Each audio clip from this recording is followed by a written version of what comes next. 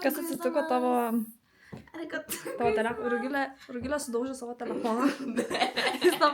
Jis dabar pasakyti man istoriją. Jis dabar šviečia oranžiniai, violetiniai, mėlynai. Jis bomba, tiksinti bomba. Jis švietė baltai, tada švietė rožiniai, dabar šviečia mėlynai. Tai ką išanalizavo šias spalvos reiškia balta, tai tikrumas ir tikėjimas. Tai reiškia, kad čia Dievo valia.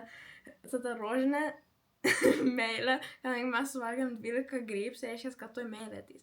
Tada mėlyna reiškia ramybė.